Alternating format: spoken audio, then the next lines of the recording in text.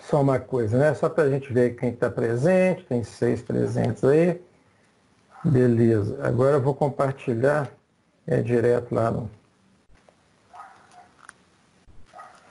Muito bem. Então, como eu disse para vocês, vamos fazer hoje, então, em cima daqueles exercícios que eu enviei para vocês e está anexado tanto lá no grupo do Telegram, quanto também na pré-aula do encontro 16. Ok? Então, na verdade, eu abrangi parte da matéria, falando de relaxantes musculares, antiespasmódicos, antihistamínicos, que foi essa segunda parte da disciplina, né, de segunda etapa.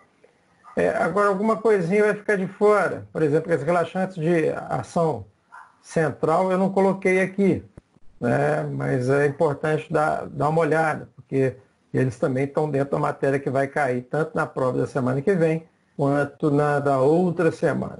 Beleza? Muito bem, então vamos lá, questão número 1. Então, gente, hoje, assim, eu queria a participação de vocês mesmos, estarem presentes aí, fazendo as perguntas, e a gente vai primeiro fazendo sempre uma coletânea do que vocês acham, para depois a gente resolvendo a questão, ok? Bom, primeira questão, então, fala, né, de histamina e antihistamínicos, falando que o mastócito é uma importante célula atuante no tecido conjuntivo, sendo formada a partir da diferenciação de células multipotentes da medula óssea. Os mastócitos são células globosas, ricas em grânulos de heparina e histamina, e que participam de um processo de defesa do organismo. Este processo de defesa é conhecido como processo alérgico, né, ou anafilático, e acontece em razão da liberação de histamina pelos mastócitos. Outro grupo celular participa de forma decisiva na reação anafilática e quanto a isso, pede-se. Bom, primeiro vamos, é o que eu gosto de falar com vocês assim, né, para poder fazer uma prova bem feita. Então, a primeira coisa, a gente tem que ler a questão bem lida, né, para poder entender, porque muitas vezes as coisas que estão enunciadas nos ajudam e nos orientam na resposta. Então, eu estou colocando aqui que o mastócito é uma importante célula que atua no tecido conjuntivo. Beleza. Sendo formada a partir da diferenciação de células multipotentes da medula óssea. O que é isso? Nós temos lá na medula óssea aquelas que a gente chama de células. Então, recentemente, vamos dizer assim, por alguns anos para cá, convencionou-se em falar de células tronco, né? O que é uma célula tronco, né? É uma célula que pode se diferenciar em diversos tipos celulares diferentes. Então, essas células que estão presentes na medula óssea, elas são desse tipo, a gente chama de elas de multipotentes ou pluripotentes. São células, então, que podem dar origem a diversos outros grupos celulares diferentes. Então, né, dá origem a hemácia, dá origem a diversas categorias de leucócitos, dá origem a megacariócito, que vai dar origem depois a plaqueta. Né? Então, são células que têm um potencial de se diferenciar em outras células. Então, os mastócitos são células globosas, ou seja, arredondadas, né? Estão na forma de globo, né? Na forma do globo, né? Forma assim, igual o planeta Terra, viu, gente? Apesar de ter gente que acha que a Terra é plana, né? Ela é um globo, né? Estão ricas em grânulos de heparina e histamina. A histamina nós já falamos desde o início do semestre, então acho que não é novidade para vocês. E a heparina é uma outra substância, né, presente ali, que está responsável por controle de processo coagulatório. Né? Então, ela é um anticoagulante que a gente tem, que a gente produz. Bom, e que participam de um processo de defesa do organismo. Esse processo de defesa é conhecido como processo alérgico ou anafilático. Então, aqui uma outra coisa. A gente aprendeu que a histamina e os mastócitos, eles participam de processo inflamatório. Não foi isso? Desde o início, nós vamos falando assim, né, então quando ocorre uma injúria, ocorre então a degranulação do mastócito, e depois de degranular, a liberação então de histamina, e a histamina vai promover aquela série de eventos que a gente já falou aí exaustivamente, né? Mas outra coisa, né, outro processo que o mastócito e a histamina participam é o processo alérgico, né? Então, quando eu tenho uma crise, por exemplo, rinite alérgica, está lá participando, mastócito está lá participando, a histamina da mesma forma. E quando a pessoa tem também um choque anafilático, tem uma anafilaxia mais severa, né? Anafilaxia seria, a reação alérgica já é uma reação anafilática, mas quando eu tenho uma anafilaxia verdadeira, um quadro onde a pessoa vai ter uma série de complicações, né? Então aí é um pouco mais grave normalmente. Mas em todas elas estão participando também tanto o mastócito quanto a heparina. Tudo bem. Então, daqui está pedindo o seguinte, que outro grupo celular participa de forma decisiva na reação anafilática. Quanto a isso, pede-se. Vamos lá, então. O que está pedindo? Qual é essa outra célula? Beleza. Então, aqui, gente, eu coloquei, né, alguns tipos celulares que estão aí presentes no sistema hematopoético. Poiese é síntese, tá? Então, hematopoiese é síntese do sangue. Hemato é sangue, né? Então, a síntese do sangue. Eu tenho basicamente dois grupos que eu posso dividir as minhas células. Aquelas que eu chamo, então, de granulócitos e aquelas que eu chamo de agranulócitos. Então, eu mostrei ao contrário aqui, né? De agranulócitos e granulócitos, beleza? Tudo bem. Quais são os tipos principais dessas aqui, né? Então, lembrem, eu tenho uma célula pluripotente ou multipotente que vai se diferenciar e vai dar origem a diversos grupos diferentes. Então, eu tenho aqui, por exemplo, aqui os neutrófilos, são todos eles leucócitos, tá? Os eosinófilos, os basófilos, os linfócitos e os monócitos. Bacana. Então, esses 5 grupos aqui diferentes de células, né? Eles vão dar origem ao trabalho, exercito aí, todo o meu sistema imune com eles, né? Basicamente. Então aqui você pode ver que o macrófago o mastócito não está presente aqui nessa turma aqui. Bom, aqui está colocando que é o neutrófilo, a principal função dele é a fagocitose, né? A gente falou isso lá quando a gente falou de processo inflamatório, falamos dos principais tipos celulares. O eosinófilo, que está presente também em reações alérgicas, que está presente em reações alérgicas mais crônicas, mas é presente também em casos de parasitoses, né? Eu tenho o basófilo, né, que evolui para mastócitos. Então, esse é um tipo celular que depois vai dar origem ao mastócito, pode dar origem ao mastócito. O linfócito e o monócito, beleza? Então, a pergunta é, qual que é o tipo celular que, além do mastócito, ajuda no processo anafilático? Quem que vocês acham aí? Quem que me responde essa?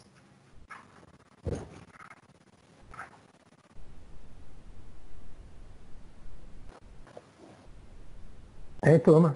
Sim, Oi. eu acho que é o basófilo, que ele já Sim, evolui, sim ou não? sim. Sim. Né? O basófilo, aqui já está dando até a dica, né? Então, por isso que é importante a gente ler. Se eu coloco numa prova uma questão dessa, uma imagem dessa, né? Então já está resolvida a questão. Né? As pessoas às vezes desesperam, eu não sei e tal. Então, o basófilo, qual que é a diferença do basófilo para o mastócito? Quem saberia dizer? Já que todos eles produzem histamina, né? Todos os dois estão produzindo histamina.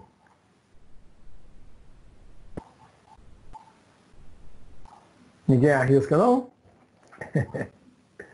Vamos só olhar um quadro aqui também, ó. Esse quadro é o quadro mostrando aqui a diferenciação das células. Então, tem lá aquela célula que eu falei que é multipotente ou pluripotente, né? É o hematocitoblasto. Blasto é tudo que vai dar origem, né? Hematocitoblasto é que vai dar origem às células do sangue. Então, é uma célula indiferenciada pluripotente. Beleza. Primeira coisa que pode acontecer com ela é uma diferenciação em dois tipos celulares diferentes, né? Que são as células linfóides, indiferenciada linfóide, que depois vai dar origem a linfócitos, tá? Isso daqui eu acho que é tranquilo, né? Então, os diversos tipos, natural killer, helper, B, T, e por aí vai. E o outro, que são as mieloides, né? As mieloides, então, eu tenho aí uma segunda divisão, que daria origem, então, a megacardioblasto, o proeritroblasto e o mieloblasto. O mieloblasto que vai dar uma origem de maior número diferente de células possíveis aqui. E eu tenho a possibilidade, né, além da evolução direto do basófilo para mastócito, eu posso ter uma passagem direta dessa célula mieloide já para mastócito. Agora, a diferença básica entre as duas, já que ambas são produtoras de histamina, né, se eu tiver que fazer uma diferenciação de mastócito e basófilo, eu vou dizer que o mastócito é uma célula residente tecidual. Lembrem aqui, ó, né? Aqui na questão está colocando que o mastócito são células globulosas ricas que participam do processo de defesa. Onde é que eu coloquei aqui? Mastócito são células... Eu coloquei em algum lugar aqui que está presente no tecido conjuntivo. Está aqui, ó, né? Atuante no tecido conjuntivo. Ou seja, ele não está circulante. Essas outras todas aqui, né? Esses outros tipos todos celulares, eles estão, no primeiro momento, circulantes. O mastócito não. Ele é uma célula residente. Tá? Se eu for olhar a quantidade de basófilo no sangue, é pequenininha. Tá? Mastócito tem até muito mais, né? Se eu for pensar em números absolutos. Mas ambos têm uma importância muito grande, né, nesses processos alérgicos. O mastócito vai produzir reações mais locais. Obviamente que quando aquela heparina, aquela histamina que está sendo produzida pelo mastócito, ela cai, ela ganha corrente sanguínea, ela pode ter efeito sistêmico também, mas normalmente a ação dela é mais ali na vizinhança dela mesmo, né? Nos vasos sanguíneos, ela normalmente vai promover lá dilatação do vaso, que a gente já viu, né? Aumento de permeabilidade, por retração daquele endotélio ali do vaso e tal. Já o basófilo, ele está circulante. Se ele é ativado e se ele degranula, essa histamina ela vai estar sendo liberada para o organismo como um todo e vai produzir efeitos mais sistêmicos. Enquanto o mastócito está produzindo efeitos mais locais, o basófilo vai produzir efeitos mais sistêmicos. E mesmo sendo pouco, como ele está tendo um efeito sistêmico, eu posso esperar que eles podem ser efeitos muito mais perigosos, tá? Vamos lá, então vamos entender aqui, né? Então, primeira coisa, o que é um choque anafilático? Né? Como que ocorre um choque anafilático, por exemplo? Primeiro, toda anafilaxia é uma reação de hipersensibilidade. Ou seja, eu tenho exposição a um antígeno, aqui eu estou mostrando um alérgeno, né? Um grão de pólen que pousa ali, né? E para em cima de uma mucosa de revestimento, vamos supor que seja ali da minha fossa nasal ali, né? Beleza. Aquilo ali, então, se eu já tiver exposto a esse alérgeno e eu já tiver anticorpos contra esse antígeno, né? Porque para mim se tornou um antígeno, esses anticorpos vão se ligar a ele e vão depois, vão se ligar a ele e vão depois, não, isso aqui é etapa posterior, isso aqui eu estou mostrando como é que é o desenvolvimento ainda primeiro dos anticorpos. Então liga aqui no linfócito B, esse linfócito B então começa a produzir, né? Ele vai ser apresentado aqui pelo linfócito T, depois do linfócito B, vai começar então a produzir imunoglobulinas, a IgE, tá? Essa IgE, numa segunda exposição, né, numa posterior exposição, ela vai então se ligar ao antígeno E isso faz ir também ao mastócito e vai fazer com que esse mastócito, então, degranule. É o que está mostrado aqui em detalhe lá. O antígeno, né, as imunoglobulinas, a IgE, ela se liga, então, no receptor para IgE que tem lá no mastócito, e esse mastócito, então, degranula. Mesma coisa pode acontecer com o basófilo. Então, essas reações, elas são de hipersensibilidade. Eu não tenho muito como medir isso, né? Eu não tenho uma relação dose-resposta quando eu estou falando de relação anafilática. Tá? Então, uma pessoa pode não ter nada, a outra pode ter uma coceirinha e a outra pode morrer. Então, né, com a mesma quantidade de exposição ao alérgeno. Tá? Então, não dá para poder eu prever. Mas vai de tudo, né? Tem de tudo aqui, né? Aqueles mais conhecidos, né? Vermelhidão, pode aparecer na pele ali, prurido, a urticária. Urticária é quando ela vai ficando mais alta também, né? Começa, além do rubor, né? Vai começando a ter um edemazinho local ali, isso é coça, um edema que coça. Espirros, principalmente na rinite, isso é muito frequente. A rinorreia, náuseas, cólicas abdominais, diarreia, sensação de asfixia ou dispneia, que é dificuldade respiratória, palpitação e tontura. Em casos mais graves ainda, né, posso chegar até a hipotensão, taquicardia, urticária, angioedema, sibilos, né, dificuldade ali sibilando o pulmão, né, e tal, estrendor, cianose, síncope cardíaca, choque, convulsão e, né, muitas vezes vai chegar ao óbito, geralmente por um colapso cardiovascular. O que ocorreu aqui? Né?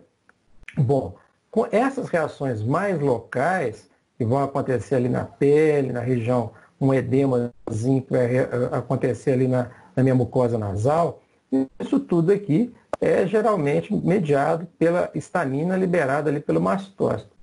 Agora, essas reações, né, quando eu tenho uma hipotensão, muitas vezes já tem envolvimento aí do basófilo também, né? Ele liberando então a histamina em nível sistêmico, ocasionando então essa queda de pressão, porque vocês estão lembrados que a histamina ela é vasodilatadora, não é mesmo? Então a pessoa pode ter um quadro aí bem grave.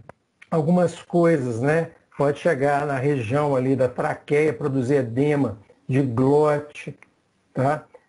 No pulmão, produzir broncoconstrição, produzir excesso de produção de muco, e a pessoa vai começar a ter essa sensação de que está afogando, né? Dentro da própria respiração. Então é isso. Esse é o choque anafilático. Então, qual que é eu não coloquei a resposta, mas qual que é a célula? O basófilo. E o basófilo é geralmente responsável por essas reações mais sistêmicas aí. Começa um processo local que pode ter repercussão sistêmica. Tá? Beleza. Eu pulei a letra B. Não, como ocorre o choque anafilático, está explicado aqui, né? Também expliquei. Beleza. Letra C, só esqueci de colocar a letra B ali. Quais os fármacos empregados em um choque anafilático? Descreva suas funções. Eu já pus aqui, esqueci de colocar aquela animação para entrar um por um, né? Mas já está colocado aqui adrenalina, corticoides e antihistamínicos. Quem me explicaria qual que é a função da adrenalina nesse caso?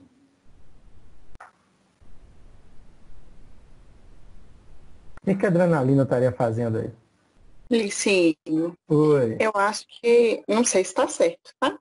Sim, claro. A adrenalina, no caso, como diminui muito com esse choque, dá-se uma carga maior para elevar, eu acho que seria isso, não? Peraí, para levar o quê? Não entendi. A primeira parte parece que cortou de sua fala. A adrenalina, no caso, quando o paciente entra em choque anafilático, Sim. essa adrenalina vai abaixar muito. Isso. E dá-se uma dosagem mais alta. Aí agora eu não consigo explicar o porquê. Não, na verdade, qual que é a ação da adrenalina? Vamos pensar aqui. Quando a gente fala, por exemplo, eu expliquei para você o sistema nervoso autônomo, né? A gente deu uma explicada mais na parte colinérgica ali para poder falar de antiespasmódicos, né? Mas eu tenho a parte lá adrenérgica também, que é basicamente o simpático que atua, né? Quais são, quando eu tomo um susto, quais são os efeitos, os sinais, assim, o que eu sinto quando eu tomo um susto? Qual que é a resposta do meu organismo? Ninguém nunca tomou susto, gente?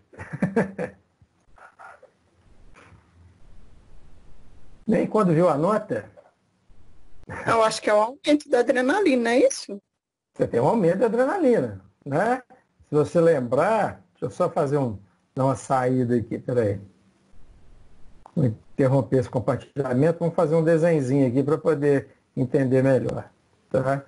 Eu vou tentar usar o Word hoje, vamos ver para desenhar.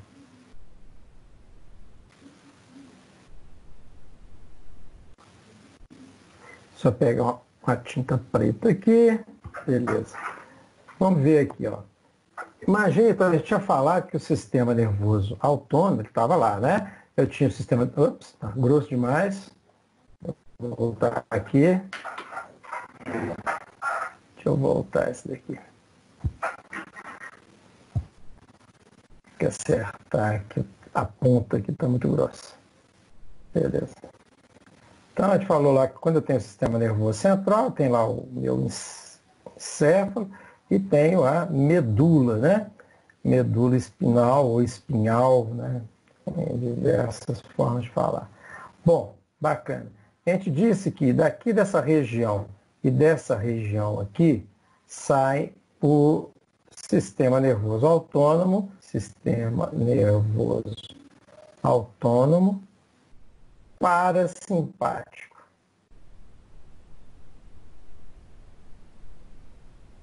Tá? Aqui, mesma coisa.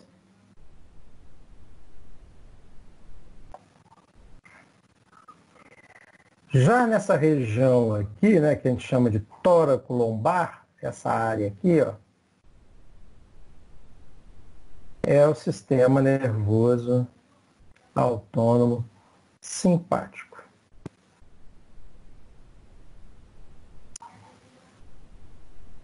Tá?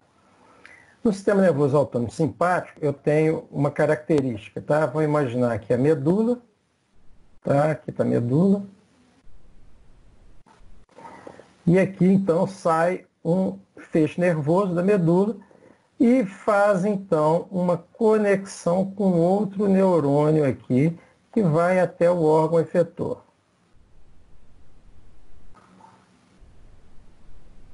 Tá? Nessa região aqui eu chamo de gânglio.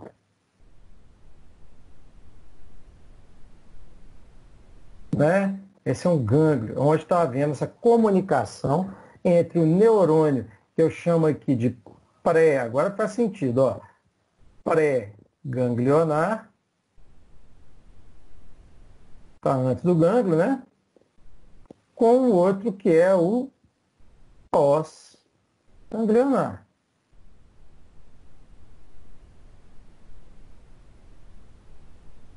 Bacana. Na maior parte das vezes acontece isso, mas tem uma exceção.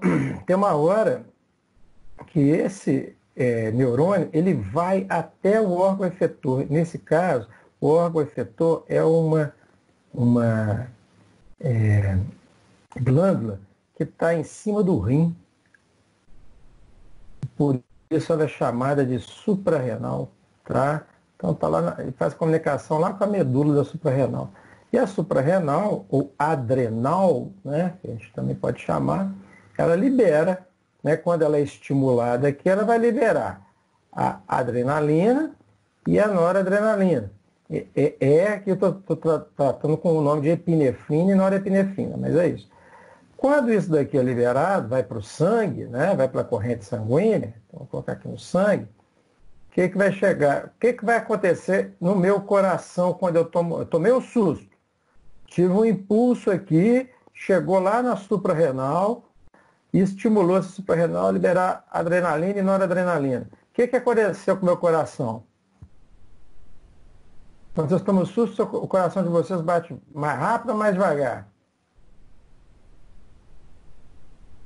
Mais rápido. É claro, né? Então a gente vai ter um aumento da frequência cardíaca. Beleza? Bacana. Outra coisa, por que eu preciso disso, né? Bom, se eu tomei um susto, eu tenho duas possibilidades, né? Se alguma coisa está me assustando, ou eu vou correr dela, ou eu vou bater nela. Para as duas situações eu vou precisar de sangue, não vou? Eu vou precisar de energia, não vou? Então eu tenho que alimentar meus tecidos, né? Outra coisa que acontece aqui, ó, nos olhos, tá? Então no olho, ó, o que vai acontecer? Eu estou assustado. O meu olho vai fechar ou o meu olho vai abrir?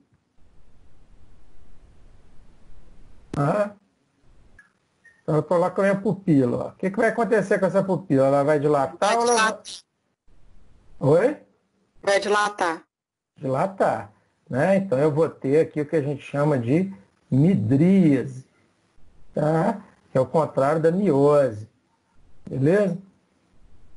Minhas glândulas, tá? Vamos fazer umas glândulas aqui, assim, ó. Minhas glândulas, o que vai acontecer com minhas glândulas? Né? Elas diminuem a secreção.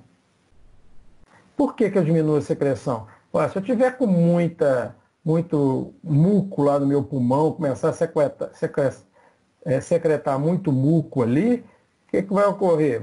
Vai dificultar minha troca respiratória. Meus brônquios, né? Isso bem lembrado, né? Lá nos brônquios, nos alvéolos pulmonares, lá, né? Eu vou ter broncodilatação, né? Então, os alvéolos pulmonares lá, eu vou ter, né, no pulmão, eu vou ter aumento, né, broncodilatação.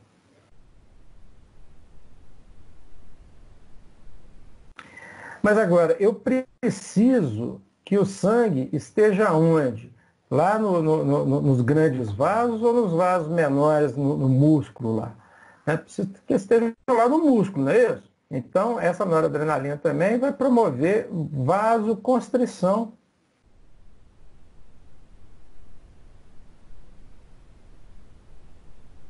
Tá? Beleza. E daí? Ó, daí é o seguinte, né? Eu falei que uma das coisas usadas ali é a adrenalina, correto? Por que eu vou usar a adrenalina nesse caso? Ó, o que acontece quando eu uso a histamina? A histamina não é justamente o contrário, não faz justamente o contrário desses efeitos aqui? Ela, esquece aqui o coração agora por enquanto, mas vamos pensar nas glândulas. O que a histamina faz? Ela aumenta a secreção. No brônquio, o que ela faz? Ela promove constrição dos brônquios. No vaso, o que ela faz? Ela promove vasodilatação. Então, se eu quero tratar uma doença, ou um quadro ali no caso, né, anafilático, que é onde eu tenho excesso de histamina, eu tenho que usar alguma substância que antagonize seus efeitos. Nesse caso, eu opto então por usar a adrenalina. Né? Então, eu vou brigar, que eles vão brigar. Não pelos meus receptores. Tá? São receptores diferentes. Mas os efeitos são efeitos... Adrenalina, tá certo. Os efeitos são efeitos opostos, são efeitos antagônicos. Então, nesse caso, a gente chama de antagonismo funcional. Tá? Então, isso aqui a gente chama de antagonismo funcional. Funcional por quê? Porque cada uma está trabalhando numa via diferente, mas as funções exercidas são opostas. Uma dilata, a outra contrai. Uma relaxa, a outra, né, contrai. Então, por aí vai. Um aumenta a secreção, a outra diminui. Então, é importante. E a adrenalina tem um efeito muito rápido. Por isso, ela é a droga de escolha naquele primeiro momento. Tá? Então, vai ocorrer, né, que o cara chega lá morrendo num pronto-socorro, no pronto atendimento, eu tenho necessariamente que fazer com que ele volte a respirar, volte a pressão arterial, isso é outra coisa, eu queria ter mostrado aqui, vamos voltar lá, deixa eu colocar, deixa eu colocar agora em outro programa aqui. Não é esse mesmo. Vai aqui mesmo. Só apagar aqui. Outra coisa que acontece, né? Que é importante a gente lembrar aqui. A adrenalina, né? Ou melhor dizendo, né? A histamina, ela vai fazer uma diminuição. Vou pegar a caneta, né? A histamina, como ela faz uma dilatação dos vasos periféricos, ela vai levar a uma queda muito grande da pressão arterial, tá? A pressão arterial, a PA, ela é igual ao débito cardíaco vezes a resistência vascular periférica. O que é a resistência vascular periférica? É a resistência que os vasos, resistência vascular dos vasos periféricos, né, que estão aqui na nossa periferia, fazem para o sangue, né? Ou seja, a dificuldade que esses vasos impõem ao sangue de circular. Então é de se esperar o seguinte, né? Ó, se eu tenho um vaso que está nesse calibre aqui, o sangue está passando por aqui, a resistência vascular é X. Agora, se eu tenho um vaso que ganha esse diâmetro, tá? E o sangue continua passando o mesmo volume de sangue por aqui, é óbvio que aqui a pressão vai ser menor. Concorda? Aqui a pressão vai ser maior. Beleza? Então, diminuição é igual mangueira, né? Se eu tiver um fluxo de água fixo, puser uma mangueira pequenininha, a água vai dar mais pressão. Agora, se eu puser uma mangueira dessas, tipo de bombeiro lá, né? Larga, a água vai ficar, né, saindo ali sem pressão nenhuma. Então, o que acontece? A histamina, ela faz, né? Então, aqui a histamina, ela é a responsável por isso, né? Então, a histamina, ela faz essa situação virar essa de cá. Quando eu tenho uma queda muito grande na pressão, né? Quando eu tenho uma queda abrupta na pressão, eu falo que eu tive, então, um choque. Tá? Eu tenho várias possibilidades de entrar em choque, né? Esse daqui é por queda de pressão devido ao volume, a resistência que diminuiu, tá? Mas eu posso ter um choque hipovolêmico, por exemplo, a pessoa que está perdendo o sangue, teve um acidente lá, cortou a perna, cortou sei lá o quê, e o sangue está esvaindo ali, ela vai entrar em choque, tá? Pessoa que levou um tiro e às vezes tem uma, né, por fora até que não está, ou quando teve um acidente grave e rompeu um órgão interno, então começa a ter hemorragia interna. Normalmente essa pessoa, se não consegue encontrar e tratar aquela hemorragia, ela vai entrar em choque. Então, nesse caso, para opor esse efeito da histamina, eu uso então a adrenalina. A adrenalina, então, né? A adrenalina vai fazer o efeito contrário. Ela vai... Ops, a gente começa a escrever num canto, às vezes para em outro aqui. A adrenalina vai fazer o contrário, né? Ela vai passar dessa situação para essa de cá. Ela promove vasoconstrição. Com isso, aumenta a resistência vascular periférica e vai fazer com que a pressão, né, também aumente. Tá? Essa é a lógica aqui do uso da adrenalina. Entendido? Foi claro? Ou vocês têm alguma dúvida quanto a isso?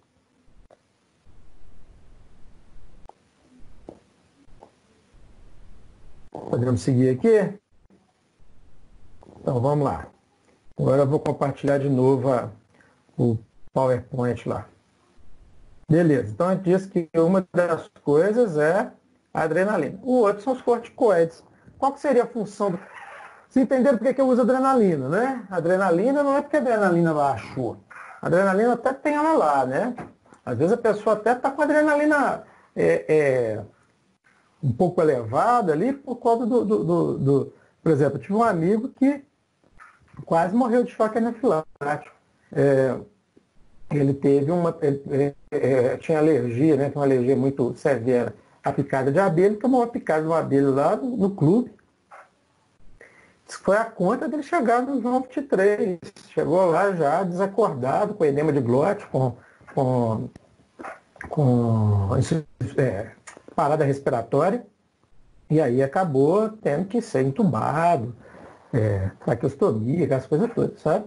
Então é bem feio aí o quadro quando tem um choque anafilático. Então tem que usar adrenalina. Agora, beleza. Então quando ele tomou picada de abelha, provavelmente a adrenalina dele até subiu, que foi o que ajudou ele a chegar até lá no pronto-socorro, senão não tinha dado conta não. Bacana. E o corticoide? Qual que seria a finalidade do corticoide nesse caso? A gente falou de corticoide no início do semestre. Mais no início, né? Na primeira etapa.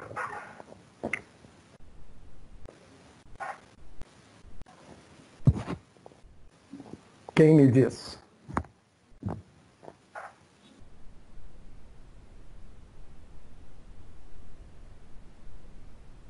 Olha o silêncio, vou colocar um grilinho. A gravação aqui.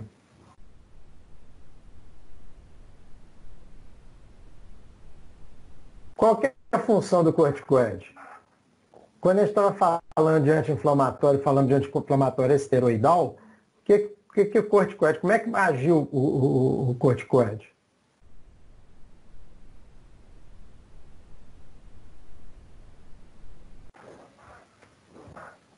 Jesus Cristinho. Vamos lá. Ninguém lembra, a gente acabou de ter essa matéria. Corticoide. Vamos lá, né? Então, os corticoides, lembrando, né? Corticoide, vou só pegar a imagem aqui. Ele é um fármaco, os glicocorticoides, né? São fármacos que mimetizam a ação do cortisol, né? Que é um hormônio que a gente produz também lá na suprarrenal, né? Que legal. Né? Então, ali, né, eles são produzidos e eles são o quê? Eles atuam, eles têm uma ligação com receptores de membrana, mas receptores citoplasmáticos, e depois eles vão para o núcleo, e lá no núcleo eles controlam a expressão gênica. Eles diminuem a expressão de citocinas, né? Lembra das citocinas, né? Aquelas que auxiliam no processo inflamatório, e também, né, de fosfolipase, de algumas enzimas, como a fosfolipase A2, né, que é responsável pela degranulação do mastócito, ajuda na degranulação do mastócito, na produção de prostaglandina, prostaciclina, tromboxana, certo? Então essas aí, né? E por outro lado, ela, né, eu até coloquei aqui, né, elas transativam, ou seja, elas ativam o gene que aumenta a expressão do receptor beta-2 adrenérgico, o que facilita também a atividade broncodilatadora, né? Então, o beta-2 é o receptor adrenérgico que está lá no pulmão, lá no brônquio. Quando se liga ele à adrenalina, aí eu vou ter uma broncodilatação. Então, é por isso que esses corticoides são usados também nas crises de asma, né? Muito bem. Então, basicamente essa atividade dos corticoides. E dos antihistamínicos? Por que eu uso antihistamínico aqui? Isso aqui é fácil, hein? Se não responder essa, já está em perigo.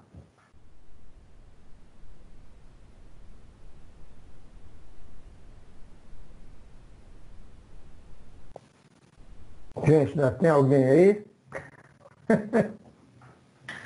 É para inibir a ação da histamina, não é? Sim, na verdade ela vai bloquear os receptores histamínicos, né? Nesse caso aqui, eu tenho alguma especificidade, eu prefiro H1, antihistamínico H1, antihistamínico H2, o que você me diria?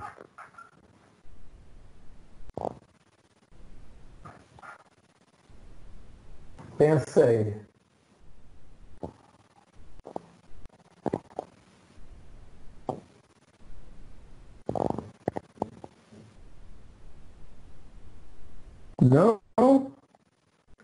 Não olhar ainda antihistamínicos?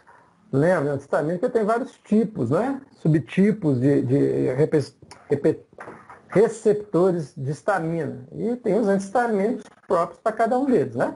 Bom, muito bem. Só fazendo então um apanhado geral aqui. Adrenalina, então, para poder reverter aqueles efeitos, pelo que eu chamei aqui de antagonismo funcional. Os corticoides, para poder inibir a produção de citocinas, entre elas a histamina, e para evitar também a degranulação do mastócito, porque os corticoides eles estabilizam a membrana do mastócito, tá? Então, é importante para evitar mais descarga de histamina.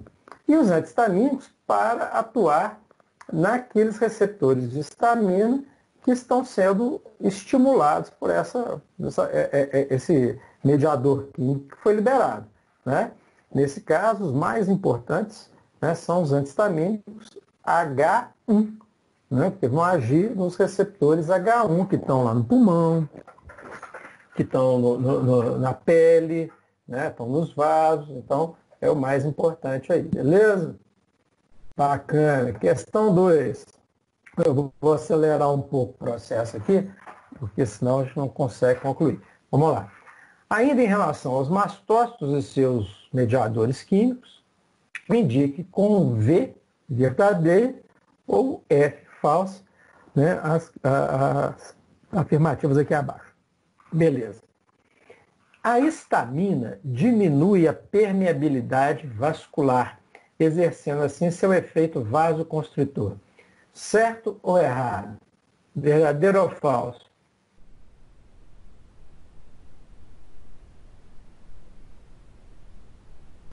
Falso? Eu acho que é falso. Muito bem. Eu acho que seria né? adrenalina, né? Isso? Como? A adrenalina? Ela que faria essa aqui. Se eu pusesse adrenalinas, isso. Seria Só que se eu pusesse... Tá. Mas se eu pusesse adrenalina aqui, substituísse por histamina, estaria certo? Eu acho que estaria certo. Ó. Não? Presta atenção, ó. Olha o enunciado. Não, porque aqui ela dilata, não? Não, a histamina dilata. A adrenalina contrai. Então.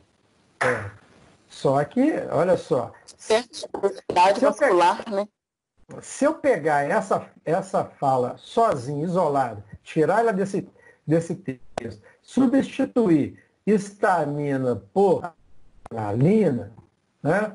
Beleza, não tem problema nenhum, porque a adrenalina realmente diminui a permeabilidade vascular, exerce o efeito vasoconstritor, não tem problema. Só que, olha só, o que a questão está pedindo? Em relação aos mastócitos e aos seus mediadores químicos. Mastócito produz adrenalina? Não, né? A gente acabou de falar ali. É a histamina e a heparina, né? Então, não dá. Vamos lá. Quando ativados, os mastócitos secretam mediadores como a exemplo da histamina. Certo ou errado?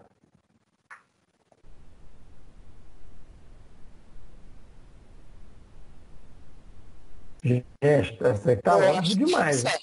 Eu acho que é certo. Essa é certa, né? Então, a histamina, beleza. Vamos lá.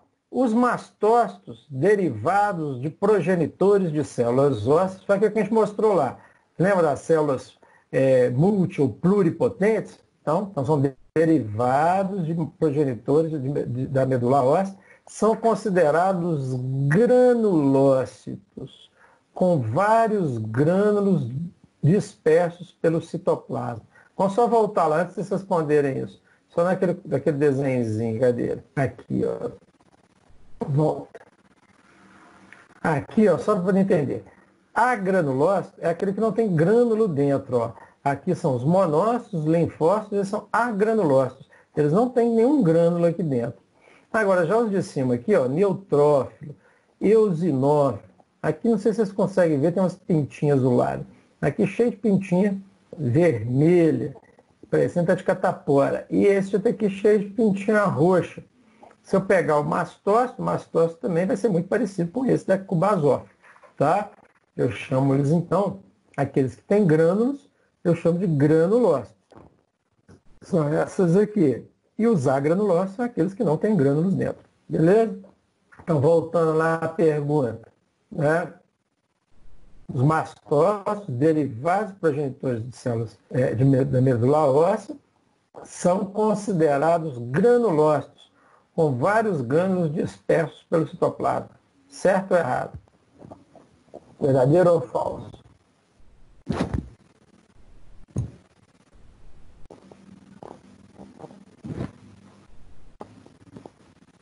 Falso. Eu acho que é verdadeiro. Bom, temos uma divisão já aqui. Gente, mastócito tem grânulo. Então a gente pode chamar de granulócito. Cíton é célula. Célula que tem grânulo dentro é um granulócito. Tá? Então tem grânulo de histamina, tem grânulo de heparina, de outras citocinas ali dentro. Então ele é chamado sim de granulócito. Bom, a próxima. Os mastócitos se ligam à imunoglobulina, IgE, e ativam a liberação de enzimas hidrolíticas que atuam degradando parasitas intestinais. O que vocês acham?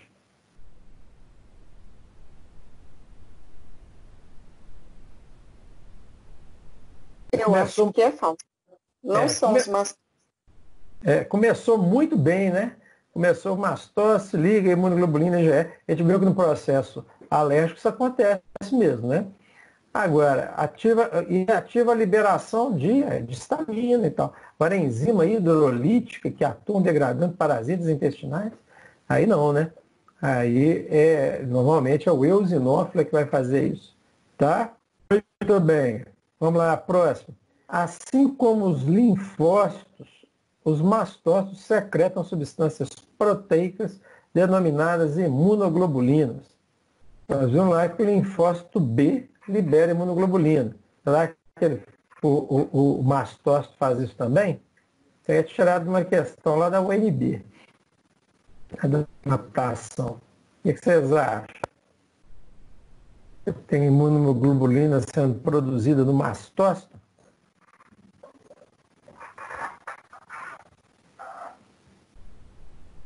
Ó, até agora nós temos aqui falso, verdadeiro, verdadeiro, falso.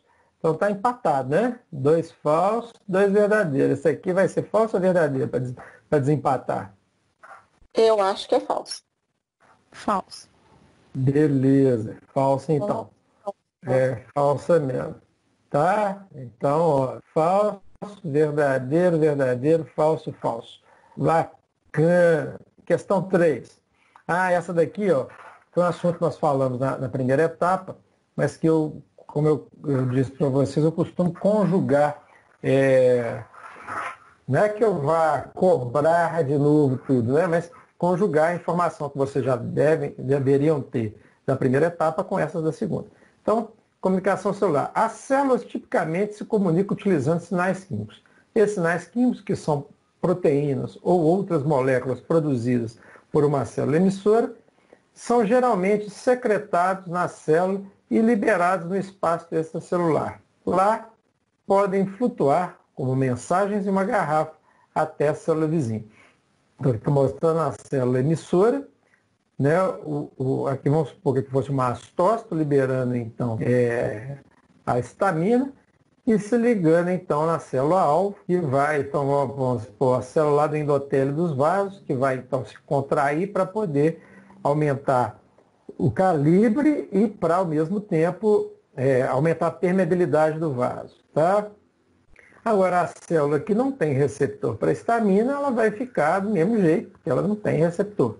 Bacana. Aí, continuando aqui. No processo inflamatório, assim como no processo alérgico, essa comunicação é muito frequente. Logo após a injúria ou a exposição ao antígeno, para o qual o organismo possui anticorpos, que a gente mostrou naquele slide anterior, o mastócito já sinaliza para o tecido adjacente que algo está errado. Logo, graças à histamina, aparece vasodilatação, e aumenta a permeabilidade dos vasos vizinhos. Já em um choque anafilático, uma reação de hipersensibilidade, uma das células que se comunica de modo exagerado é o basófilo. Gente, percebam isso, eu costumo fazer isso demais, tá? Até para poder ajudar vocês um pouco. Vocês percebam que se vocês lerem esse enunciado direitinho, vocês respondem a questão número 1. Tá? Basófilo, fala qual que é a célula. Basófilo liberam também histamina e levando a uma queda abrupta na pressão arterial, edema de glote, broncoconstrição, dentre outros efeitos. Assim sendo, classifique as formas de comunicação do mastócito e do basófilo nos exemplos acima. Então, o que eu estou dizendo? Vamos lá procurar aqui. Primeiro, mastócito.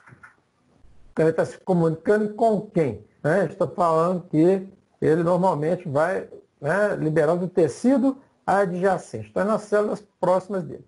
Já o basófilo, o que a gente falou? Onde é que o basófilo está? Mastócito, a gente falou que ele está residente no tecido. Basófilo está onde?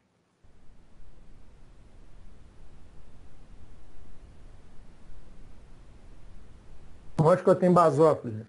Na corrente sanguínea. Exato. Então, quando ele libera histamina, essa histamina vai para a corrente sanguínea.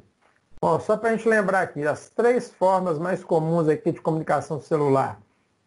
Você tem aquela que a gente chama de parácrina, né? Uma célula visa outra célula próxima, ou seja, essa é a célula sinalizadora, ela libera uma substância no meio e vai encontrar uma célula-alvo que está próxima dela. Não está colado, mas está próxima dela na vizinhança. Eu tenho a comunicação autócrina, que é aquela onde uma célula libera uma substância que vai atuar sobre ela mesma, inibindo, às vezes, a liberação dessa substância. Pô, que doideira é essa, professor? Por exemplo, adrenalina, a gente estava falando aqui agora, né? Ou noradrenalina. Então, o neurônio que libera a noradrenalina, a noradrenalina vai atuar nas células vizinhas, e por isso vai ter uma comunicação parácrina, né? Vai atuar lá nos neurônios que estão fazendo sinapses com ela, mas eu não posso ficar liberando adrenalina o resto da vida ali, né? Senão eu vou ter um hiperestímulo. O que acontece? Aquela adrenalina que está ali na fenda sináptica, ela atua sobre um receptor que a gente chama de alfa-2 e promove um feedback negativo aqui, ou seja, ela atua em cima da própria célula dizendo para a célula, chega, parou, tá bom, beleza? Beleza? Então é isso. Né? Isso é comunicação autócrina. Auto é nela própria, né? Responder ela. E tem ainda a comunicação endócrina. Nesse caso, uma célula visa uma célula distante através da corrente sanguínea. Ou seja, a célula sinalizadora libera na corrente sanguínea e vai atuar numa célula-alvo que está muito distante dela originalmente. Então, mastócito se enquadraria em qual desses tipos aí? Parácrina, autócrina ou endócrina? No exemplo que eu dei ali atrás. Parácrina. Perfeito. Parácrina, né? Então nós teremos a comunicação parácrina, célula, né, sinalizadora vizinha da outra célula receptora. Bacana. E o nosso amiguinho lá, o basófilo. O basófilo ele seria parácrina, a comunicação dele é parácrina, autócrina ou endócrina? Endócrina. Beleza, né? Muito bem. Bacana. Então, olha só, vou liberar no sangue e vai atuar em diversos outros órgãos, tecidos, células, em diversas partes do organismo. Por isso eu chamo, então, de endócrina. E é assim que agem as glândulas, não é isso? As glândulas endócrinas, né, que não tem esse nome. Glândula endócrina é aquela que secreta na corrente sanguínea. A exócrina é que joga lá para a luz né, para o lado de fora do nosso organismo. Beleza? Questão número 4. Vamos falar agora de receptores estaminérgicos. Estaminérgicos, então, são aqueles que recebem histamina. Então, por exemplo, quando a gente vai viajar de carro, avião ou barco, nesses casos pode acontecer aí a cinetose, também conhecido como enjoo de viagem. Geralmente o problema desaparece quando o movimento para. A cinetose acontece quando o corpo, o ouvido e os olhos enviam sinais conflitantes para o cérebro. Por exemplo, o ouvido pode sentir movimentações não habituais do corpo que os olhos não podem ver. Então você está, por exemplo, está de olho fechado andando dentro do carro, ou você está olhando para baixo, lendo um livro, está a visão fixa e o carro está movimentando. Isso é para quem tem tendência à cinetose, é veneno, né? Beleza. Ou então, se vê o movimento, mas o corpo não o sente. Então, por exemplo, quando a pessoa está num simulador, ou está vendo uma imagem muito real, 3D e tudo mais, e aquilo faz um movimento e a pessoa não sente que está movendo, né? O sistema, que quem controla isso é o labirinto, né? O labirinto não está sentindo modificação de posição, mas os olhos estão vendo a modificação de posição. Então, entra em conflito e a pessoa pode ter a cinetose. Beleza. Antihistamínicos, como o dimenidrato, que é o Dramin,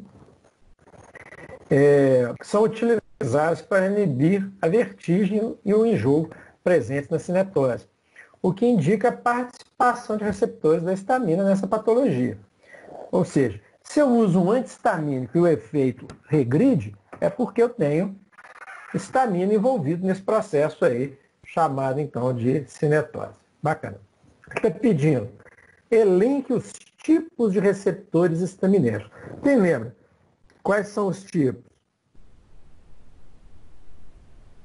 Um já está evidente que é o H1, né? O que mais?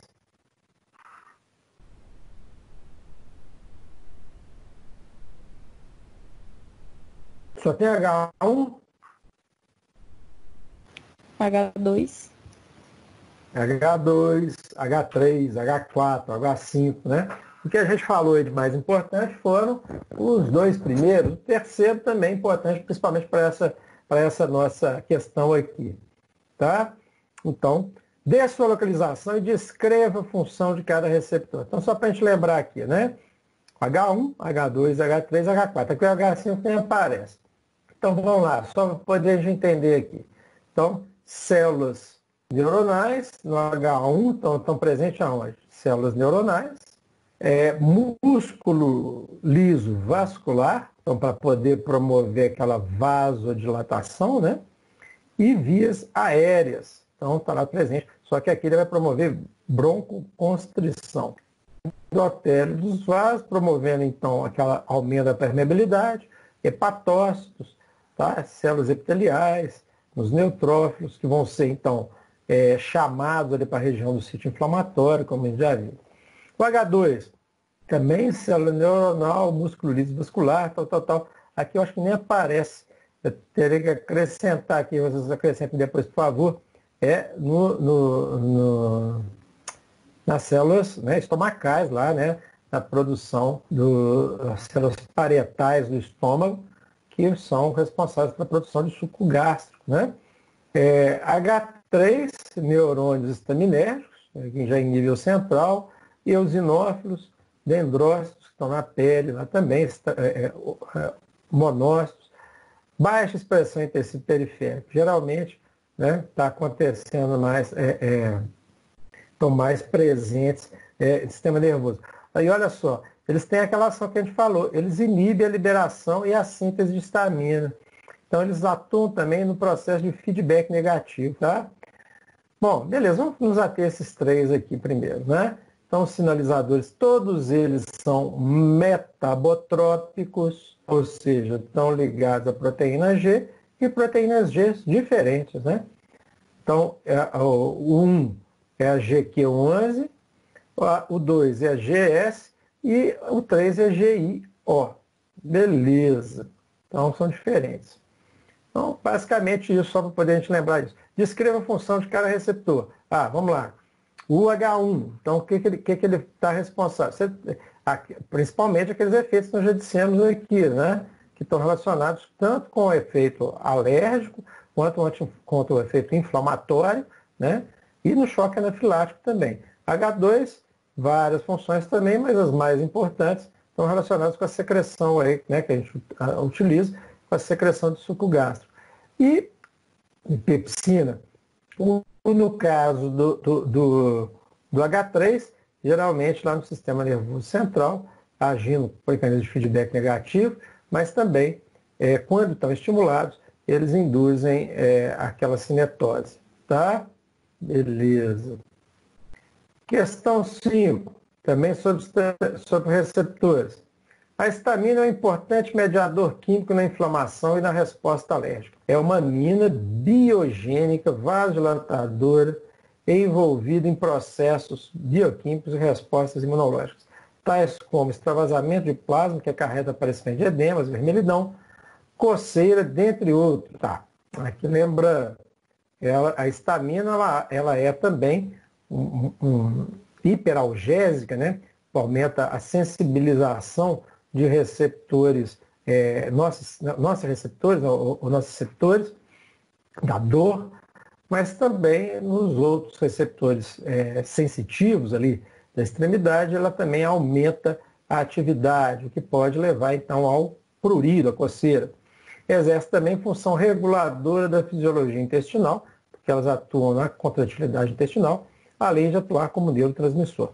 Então, na dermatite atópica, uma doença genética, crônica e que apresenta pele seca, erupções que coçam e crôstadas. Então, nós estamos falando de pele, tá? Basicamente. O emprego de antihistamínicos parece contribuir para o alívio de alguns sintomas. Isso implica na participação da histamina nessa patologia. Assim como nós falamos ali para o H3, né, para a cinetose, aqui também a histamina está ligada. Muito bem. Qual o mais provável subtipo de receptor histaminérgico estaria envolvido? Lembrando, coceira, né, o prurido ali, a vermelhidão, edema na pele. Estou falando de pele. Quem está mais ali? H1, H2, H3, H4? O que vocês acham? Eu acho que é o H1. Exatamente, H1, né? Nesse caso, nós estamos envolvendo o H1. Justifique sua resposta detalhando o mecanismo do prurido. Foi aquilo que eu já falei ali atrás, né? Então, eles aumentam, a histamina ela aumenta a sensibilidade daquele receptor, hiperestimula aquele receptor ali sensorial, né? E vai produzir, então, essa coceira, esse prurido aí. Muito comum nas alergias, né? Então, quando eu tenho uma crise alérgica, geralmente aparece prurido. Alguém aí tem, né, as alergias de contato, por exemplo, não pode usar metal, essas alergias geralmente é metida besta, né? O ouro pode, mas bijuteria não pode usar, né? Então tem gente que sofre com isso aí, não pode usar uma bijuteria, mas e não tem dinheiro para poder comprar joia de ouro, né? Então é isso, né? Basicamente é essa a resposta. Questão 6. Gente, se vocês tiverem alguma dúvida, me parem, tá? Esse daqui, gente, já falamos sobre aqueles bloqueadores neuromusculares que nós falamos, utilizados, então, como relaxantes, né?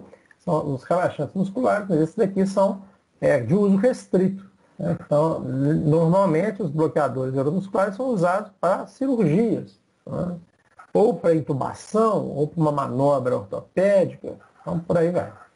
Então, a hipertermia maligna é uma elevação da temperatura do corpo potencialmente fatal, que normalmente resulta da resposta hipermetabólica ao uso concomitante de relaxante muscular despolarizante e anestésico geral inalante e volátil. As manifestações podem incluir rigidez muscular, hipertermia, taquicardia, taquipneia, rabdomiólise e acidose metabólica respiratória. O diagnóstico é clínico. Pacientes em risco podem ser avaliados para verificar sua suscetibilidade. Os tratamentos mais prioritários são resfriamento rápido e as medidas de suporte agressivas. A hipertermia maligna afeta cerca de 1 em cada 20 mil pessoas.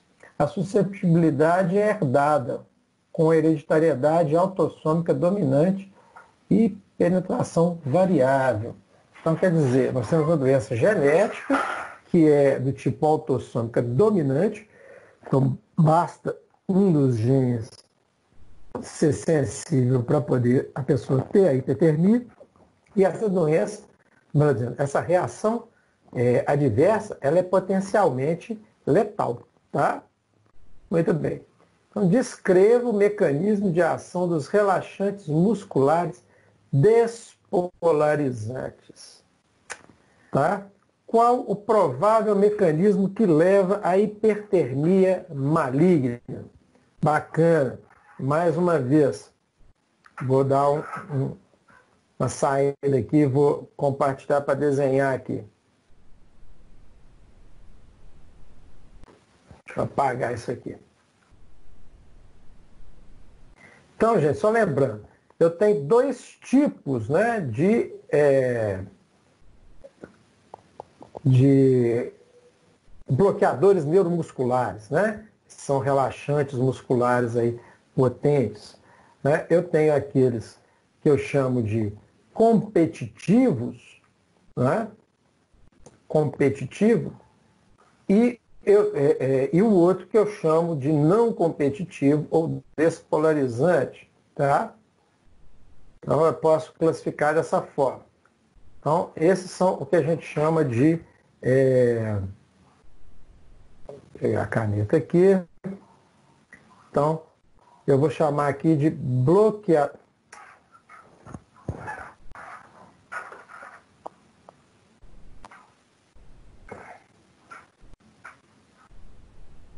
De bloqueadores neuromusculares. Então aqui, ó, eu posso dividi-los em dois blocos, não é isso? Eu tenho então os não despolarizantes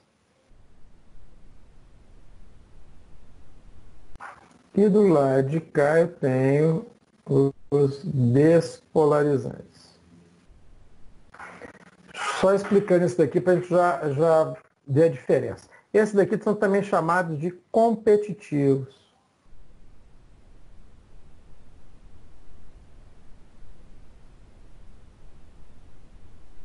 Por que competitivos? Porque, se vocês lembrarem da estrutura do receptor, né? Então, esse receptor aqui neuromuscular é um receptor do tipo nicotínico. Lembram disso? Eu tenho dois tipos de receptores de acetilcolina. Né? Os nicotínicos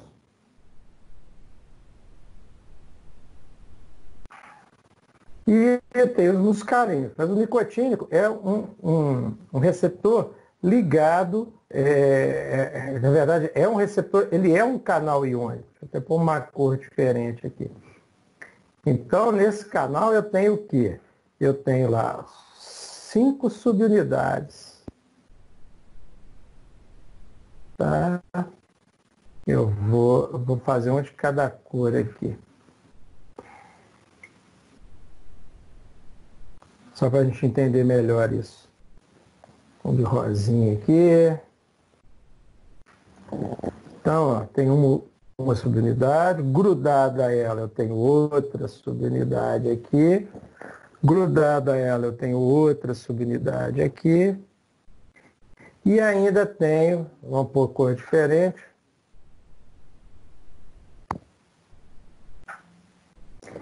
Eu tenho uma outra subunidade aqui atrás. E mais outra de cor diferente.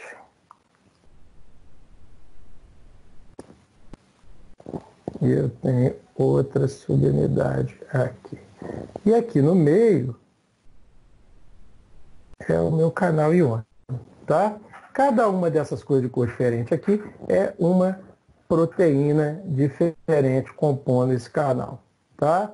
só para a gente identificar, vamos dizer, então vamos chamar essas duas cor-de-rosas de unidades alfa.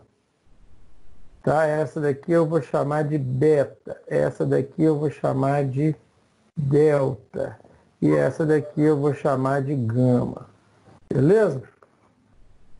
Então, quando a acetilcolina, e agora nós vamos falar aqui da acetilcolina. Então, a acetilcolina se liga na subunidade alfa, e ela tem um detalhe, não basta uma só não, eu preciso das duas subunidades alfa estarem ligadas com a acetilcolina. Nesse caso, esse canal aqui se abre, e aí vai haver então o influxo, a entrada de sódio, do íon sódio, tá? Para ocorrer a despolarização. O que os competitivos fazem? Os competitivos, eles bloqueiam, eles ligam na subunidade alfa. Então, eles se ligam na subunidade alfa, tá? Em uma ou em duas. Por quê? Se ligar em uma só, já não há abertura do canal, porque eu preciso das duas chaves aqui, né, nas fechaduras, para que ocorra, então, a abertura. Se o canal está fechado, ele vai permanecer fechado lá e tal, e não vai haver, então, influxo de sódio. Se não houver influxo de sódio, não tem despolarização, não haver despolarização, não tem saída de cálcio do retículo sarcoplasmático e não tem contração muscular. Bom, enfim, é isso. E o despolarizante? Despolarizante não. O despolarizante não... Ah, aqui a gente pode dizer, então, competitivo, né? Competitivo, então ele compete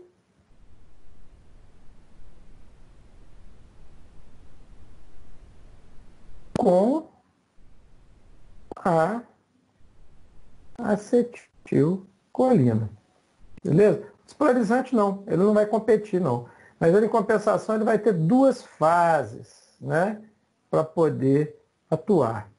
Primeira fase, o que ele faz? Ele vai fazer o mesmo trabalho da acetilcolina. Vou colocar aqui igual a acetilcolina. Por quê? Ele vai ligar no receptor, vai abrir e vai deixar entrar sódio. Ou seja, nesse primeiro momento vai ocorrer a despolarização. Ué, professor? Mas não era para poder bloquear o canal, não era para poder evitar que contraísse e tal, né? Então, não. Aqui nesse caso, como eu disse, ele vai atuar de maneira idêntica da acetilcolina, ou poderia dizer até que ele é um agonista aí nesse caso. Funcionaria como um agonista. Só que é uma substância que vai ter um tempo de ligação nesse receptor muito grande. E aí vem a fase 2. Tá? A segunda fase. O que eu vou ter na segunda fase? Olha, o receptor permanece aberto.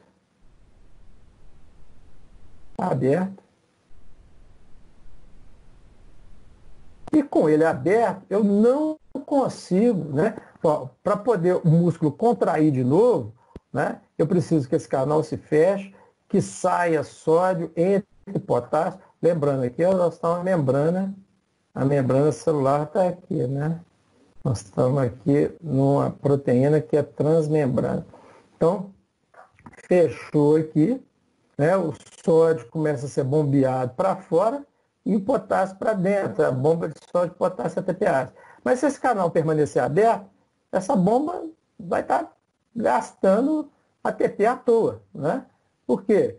Porque vai continuar entrando sódio, eu jogo sódio para fora, se entra sódio, né? Isso faz com que haja, um segundo momento, uma dessensibilização.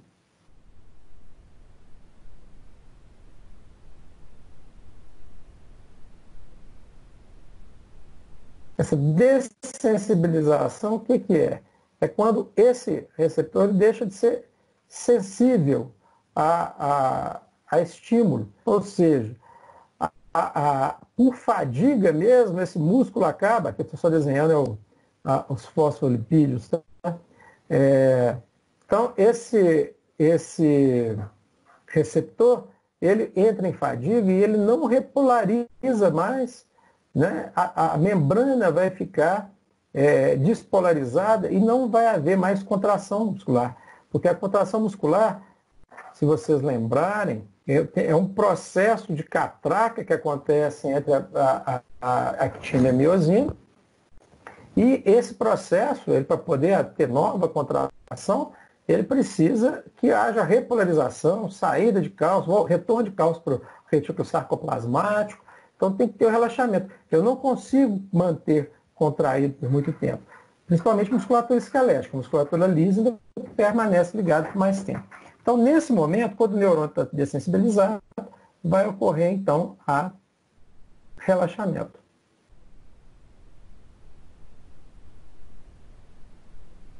Relaxamento. Aqui, ó, quando houve despolarização, vai ocorrer, então, uma contração. Ok? Essa contração, ela não é controlada, eu não consigo controlar. E ela é generalizada, ela vai acontecer em todo o meu organismo. Né? Então, a pessoa que usa um desses bloqueadores neuromusculares despolarizantes, ele vai ter esse tipo de manifestação aí. Tá? É uma fibrilação, parece que a pessoa está tendo uma crise convulsiva, tá? Uma fasciculação, porque começa a tremer a musculatura toda. Beleza? Então é assim que eles agem. Tá? Fase 1 e fase 2. Depois eu aconselho a vocês que leiam isso, escrevam isso, para poder entender bem. Beleza? Vamos lá. Então voltemos aqui. Voltemos ao nosso slide. Isso aí ficou entendido? Agora, a outra pergunta é: qual o provável mecanismo que leva à hipertermia maligna? Gente, aqui tem uma característica interessante. Como a gente falou, os despolarizantes, eles têm similaridade com a acetilcolina, não é mesmo? Eles não ligam lá no receptor da acetilcolina, então, quimicamente, eles têm que ser parecidos com a acetilcolina. Se vocês lembrarem, a acetilcolina, ela é degradada por uma enzima chamada acetilcolinesterase. Ou seja, é uma enzima que quebra a acetilcolina no éster, ligação éster que acontece ali entre o acetato, né, da acetil-CoA, que foi doado, com a colina, né, que veio da dieta. Para quebrar os bloqueadores neuromusculares despolarizantes, nem sempre a acetilcolina funciona, porque ela é muito específica. Mas existem algumas outras enzimas esterases presentes no sangue, como, por exemplo, a butirilcolinesterase, ou chamada também de pseudocolinesterase, que vão fazer esse papel. Né?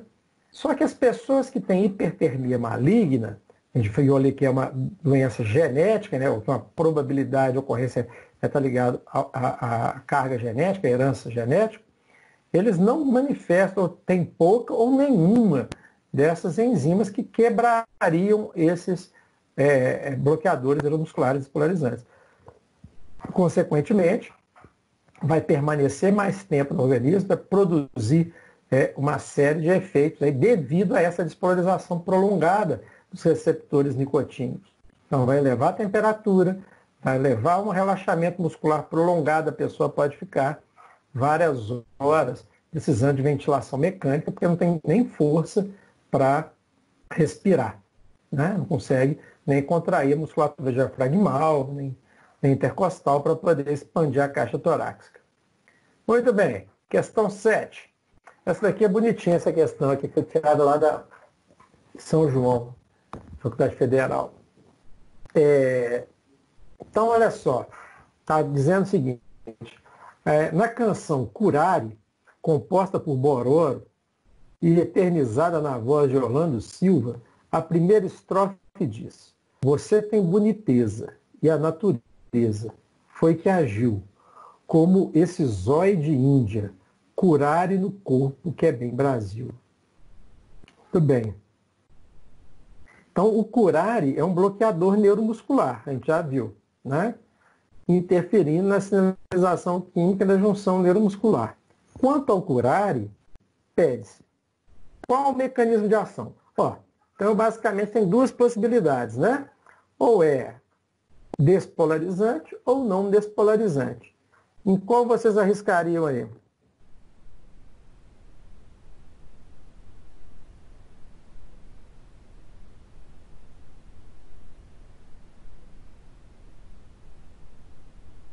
curar é polarizante, despolarizante ou não despolarizante?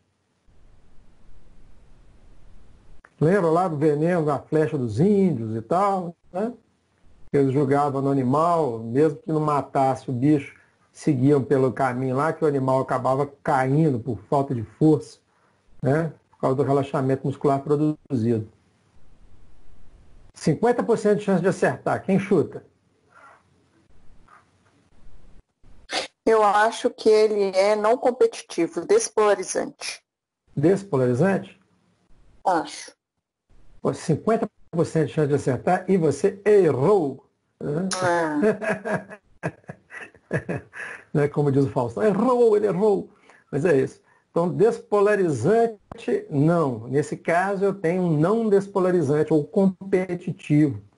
Então, ó, curarina, tubocurarina, curare propriamente dito, o pancurônio, tá? Todos esses derivados, atracúrio, os derivados do curare são todos eles competitivos, tá? Então, obviamente que esse também tem similaridade química com a acetilcolina. Então, vão ligar lá no receptor e impedir que a acetilcolina se ligue, certo? Tudo bem. Então, eles estão chamados, então, de não despolarizantes. Né? O curare é um deles. Qual o sentido que o autor da canção quis dar ao uso do curare na letra? O que vocês acham aqui? Você tem boniteza e a natureza foi que agiu, como nesse zóio de Índia, curare no corpo, que é bem Brasil. O que ele quis dizer com isso? Interpretação de texto é fundamental nos dias de hoje.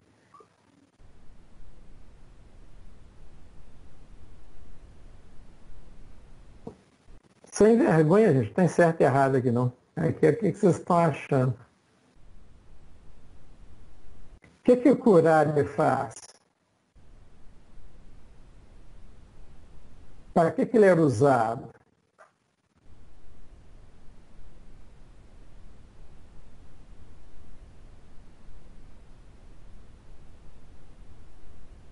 Para que ele era usado, gente?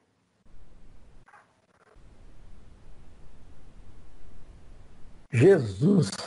É hora para trabalhar com, né, com a turma aqui online, fica difícil. Então, aqui fala que ele é um bloqueador, né? Neuro. Bloqueador neuromuscular. O que ele produz? Elas não são neuromusculares. Promoveu o bloqueio neuromuscular. Fala aí para nós. Bloqueio neuromuscular, né? Qual que é a função dos bloqueadores neuromusculares? É promover relaxamento, né? Promover paralisação motora, né? Então, o cara quis dizer aqui que a mulher era tão bonita, né?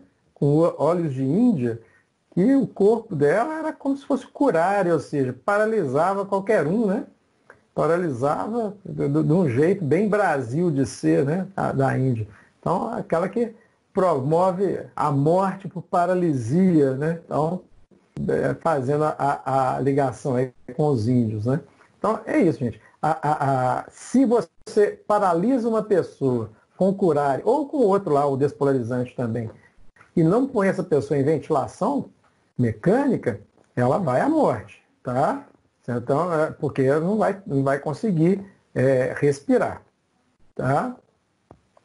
8. Antiespasmódicos. Uma jovem de 18 anos apresenta-se à consulta com queixas de cólica, cólica menstrual de forte intensidade, que impossibilitam de realizar suas atividades normais. Os sintomas iniciaram-se logo após a menarca, que é a primeira menstruação, e são acompanhados de náuseas e cefaleia. Os exames físicos e ginecológicos são normais. Feito o diagnóstico de dismenorreia primária, ou seja, aquela sem causa aparente, mas que está ligada aí mais à contração muscular lisa mesmo ali do útero, qual a opção mais apropriada para o tratamento inicial dessa jovem aí? O que vocês usariam aqui? O próprio título já está dando uma dica. Isso as meninas vão encontrar mais facilidade de responder, né? O que normalmente se usa para cólica menstrual? Pode ser usado o Buscopan, que é a escapolamina, mais dipirona, se for composto. Isso? Exatamente. Geralmente, né, às vezes eu uso lá um wine também, como ibuprofeno, tá? Mas na maior parte das vezes, quando eu tenho uma dismenorreia dessa tipo primária, que é por contração, é espasmo muscular da musculatura liso-uterina. Então ali, a melhor coisa que eu vou fazer é evitar esses espasmos, tá?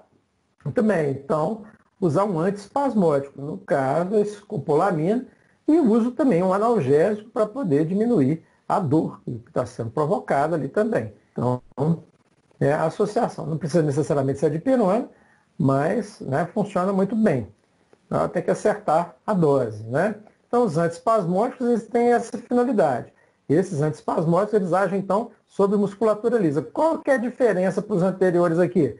Esses aqui estão atuando em musculatura estriada. Ah, mas professor, e aí? Como é que eu vou saber que é a diferença? A musculatura lisa, né? O receptor também é receptor de acetilcolina, mas o receptor do tipo muscarínico, que não é mais um canal iônico, mas sim um receptor metabotrópico, ligado à proteína G. Tá? Ao passo que nos bloqueadores neuromusculares, a placa neuromuscular tem receptor nicotínico, também receptor colinérgico, né, da acetilcolina, só que nesse caso é um receptor ionotrópico, ou seja, ligado a canal iônico. Tá? Questão 9, só para a gente dar tempo aqui de responder todas. A atropina, né, um alcaloide da planta, a tropa belladonna, foi um dos primeiros fármacos empregados no tratamento do mal de Parkinson. Né?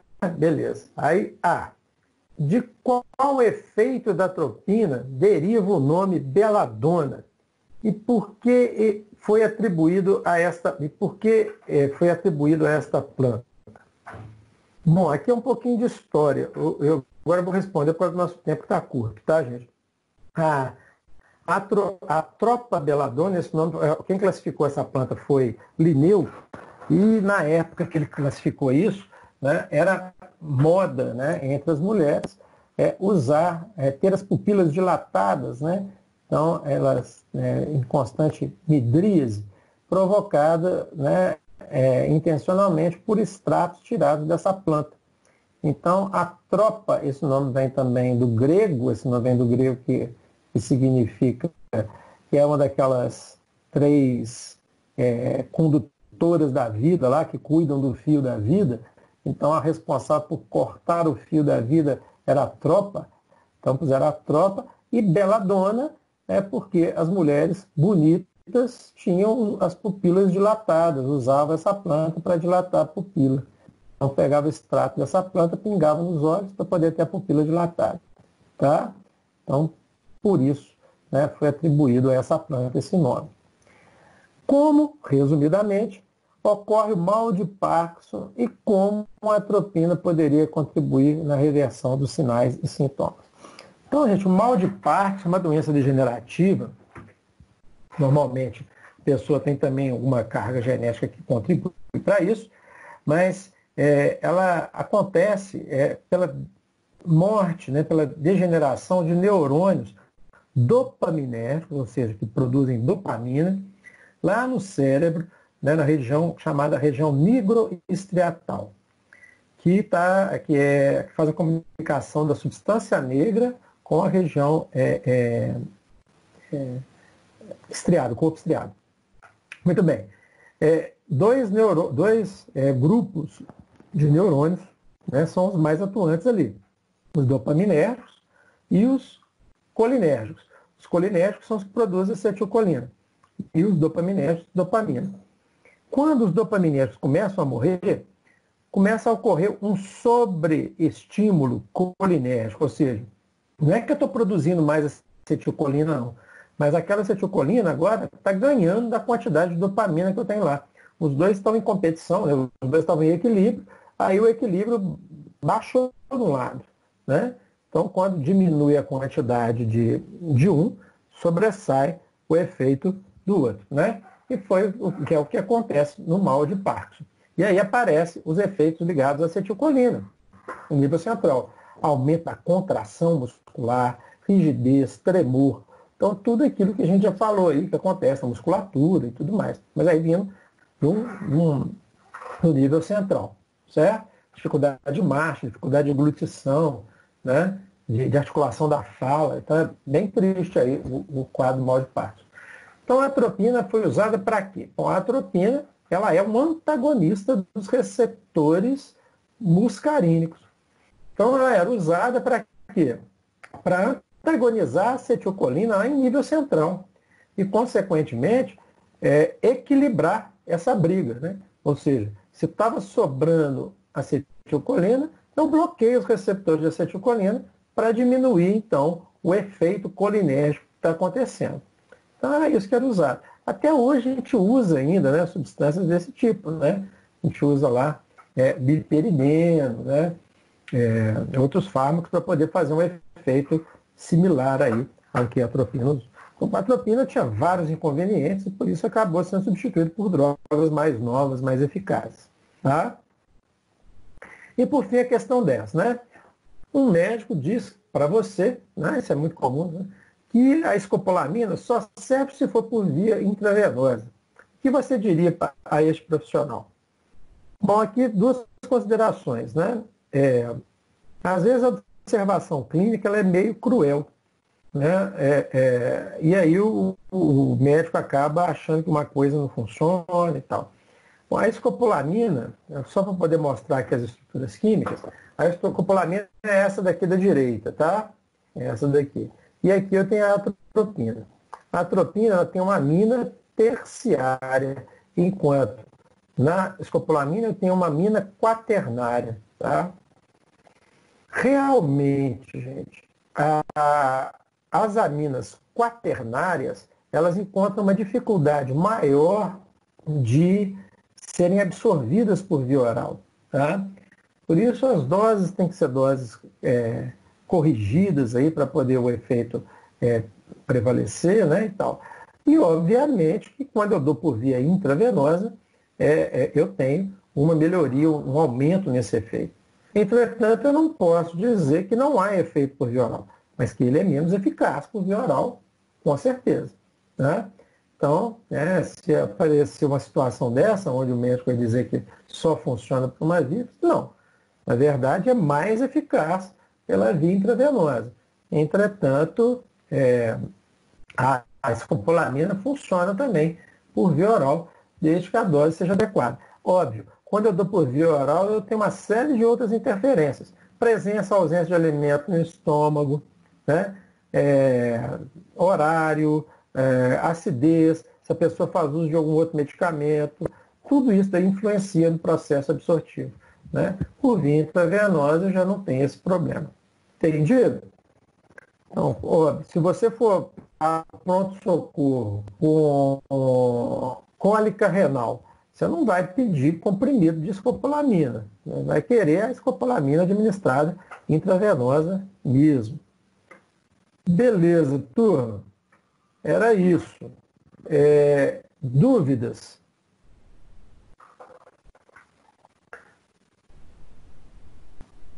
Alguma dúvida quanto ao andamento da semana também? Muito obrigado, então, pela participação. Hein? Obrigado, boa noite. Falou, obrigado, boa noite. Boa noite. Boa noite.